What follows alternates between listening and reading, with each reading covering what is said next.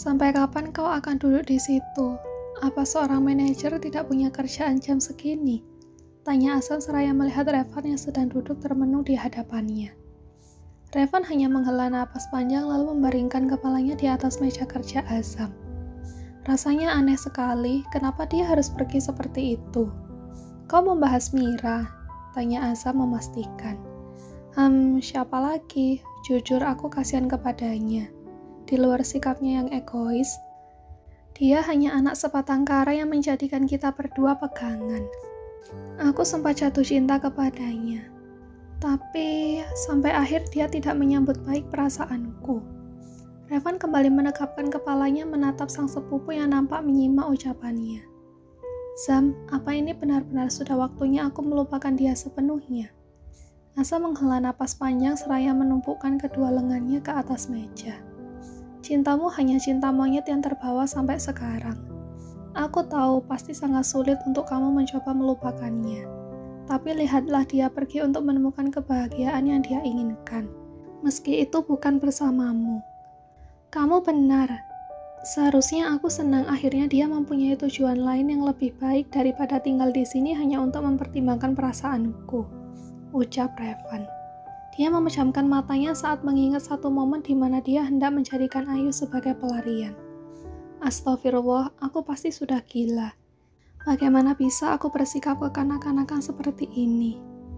Azam terus melihat Revan yang nampak frustasi dengan dirinya sendiri. Rasa kecewa, kesedihan, dan penyesalan seolah bercampur aduk menjadi satu. Van, sekarang kamu harus tegas mengambil sikap. Jangan terbelenggu dengan sesuatu yang tak bisa kamu miliki. Sekarang aku tanya, kamu serius kepada Ayu? Tanya Azam yang nampak serius dengan ucapannya. Sementara Revan nampak kaget. Seingatnya dia tidak pernah membicarakan hal tentang Ayu kepada Azam. Apa maksudmu?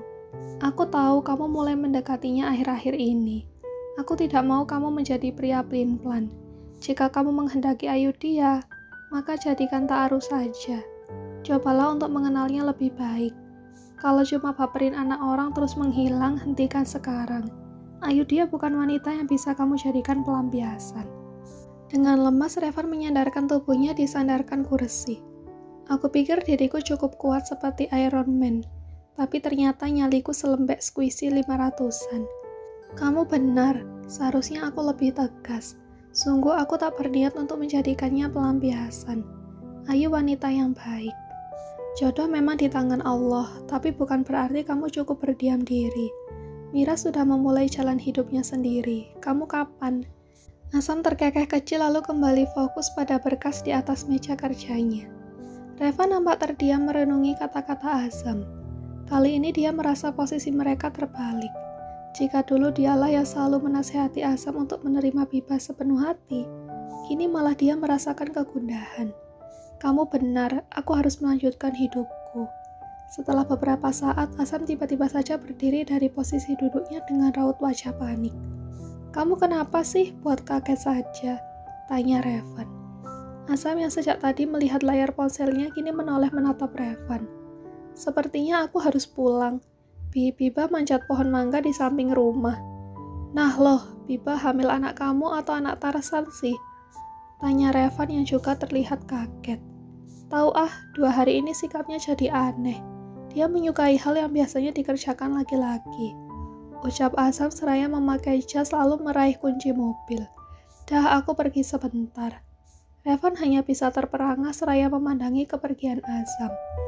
Ada saja kelakuan Bibah, tuh orok pasti laki-laki nih. The next bocah berandal. Kamu tidak bisa membaca huruf hijaiyah.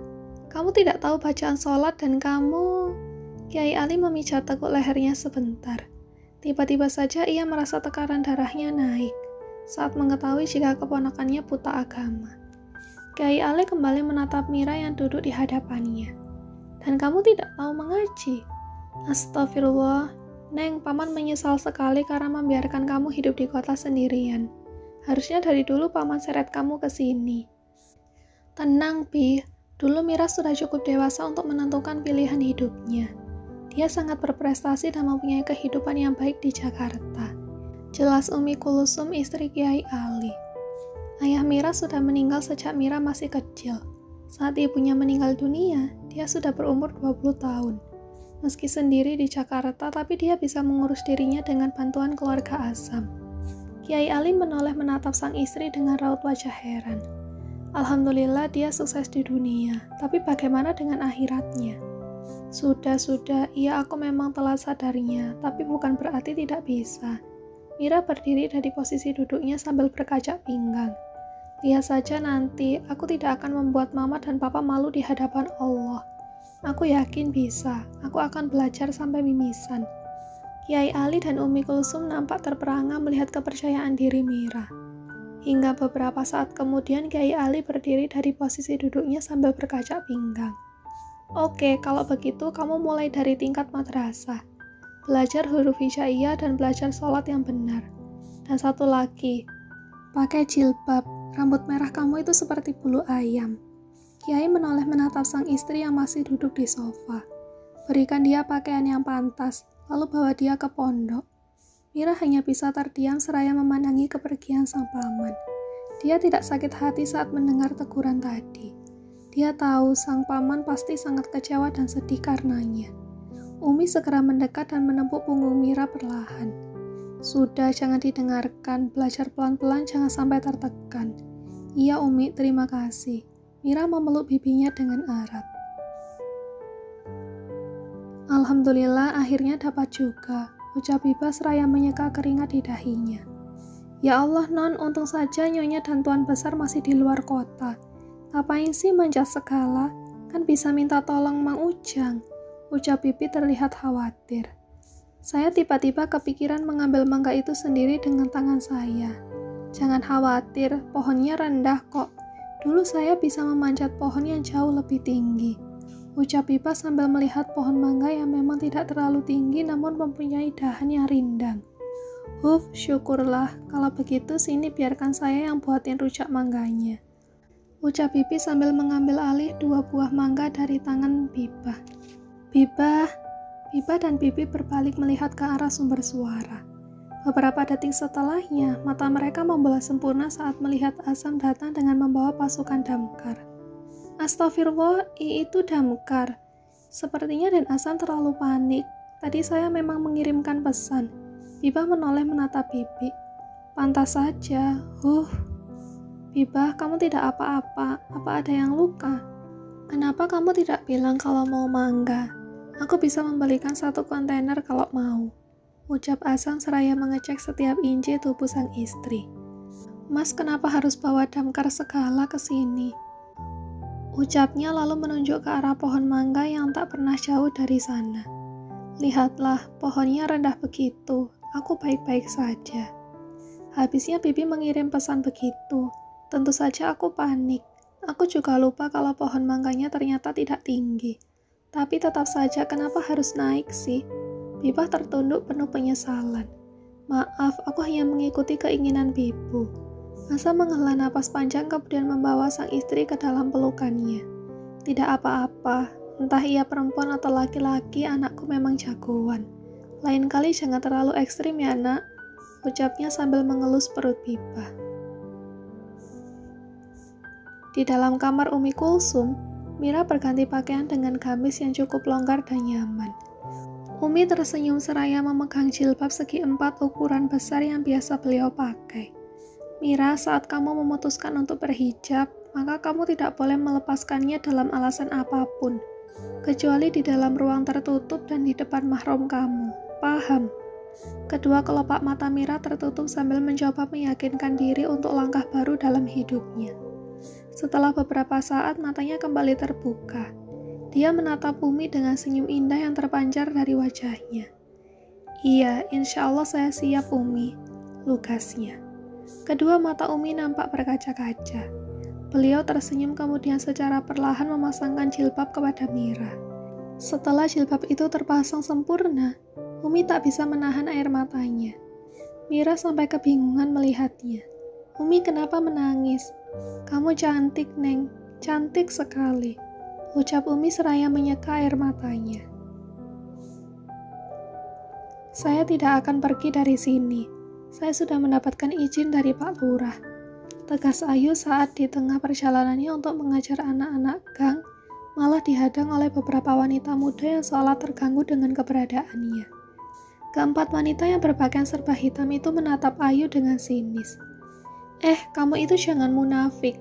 Kamu sengaja kan sok ngajar di sini, biar diperhatikan laki-laki di lingkungan ini. Haha, jilbab panjang kamu itu nggak guna tahu. Kalian jangan asal menfitnah. Saya datang kemari murni untuk mengajar anak-anak. Percuma kalian mengancam saya. Saya tidak akan terpengaruh, tegasnya. Seorang wanita berambut pirang maju lebih dekat dan langsung mencengkeram ujung jilbab Ayu. Sialan loh ya, berani loh sama gue, ha? Wanita itu menarik paksa jilbab Ayu hingga terlepas. Ayu nampak panik saat rambutnya terpampang di hadapan orang-orang itu.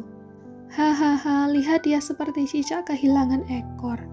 Wanita yang berpenampilan seperti anak pang itu kembali mendekat, mencengkeram dagu Ayu dengan jari-jarinya.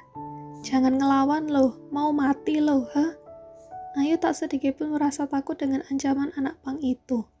Saya tidak takut mati. Saya malah takut melihat kalian yang terlihat sebagai penghuni neraka. Diam, tangan wanita itu terangkat tinggi ke udara. Ia hendak mendaratkan satu tamparan di wajah Ayu hingga akhirnya tangannya tergantung di udara saat mendengar suara klakson mobil dari arah belakang. Bocah, lepasin atau saya tabrak nih. Keempat wanita itu nampak panik. Ya, pria itu adalah Revan. Kabur woi, kabur. Tanpa pikir panjang, keempat wanita itu segera berlari cepat meninggalkan tempat tersebut. Revan segera turun dari dalam mobil, meraih jilbab Ayu yang tergeletak di atas tanah. Dengan pandangan tertunduk, dia menghampiri Ayu. Dia tahu saat ini Ayu pasti sangat malu. Pakailah, ucapnya seraya menyerahkan jilbab segi empat itu kepada Ayu.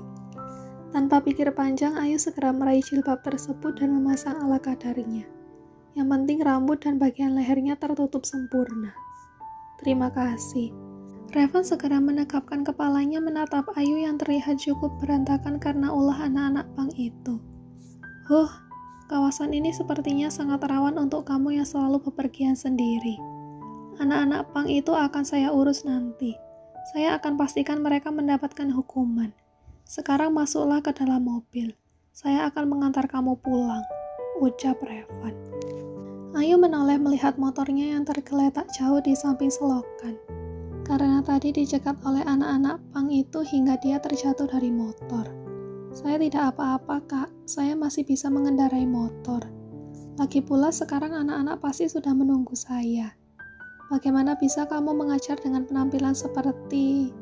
Revan menghela napas panjang seraya mengusap wajahnya. Oke, tapi kamu harus mengobati lukamu dan berganti pakaian. Rokmu juga robek.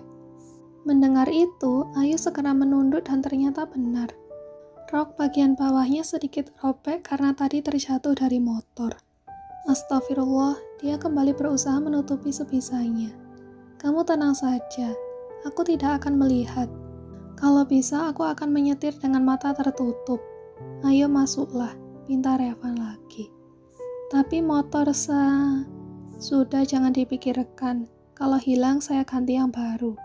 Revan meraih pergelangan tangan Ayu yang terbalut kemeja batik dan langsung dituntun masuk ke dalam mobil.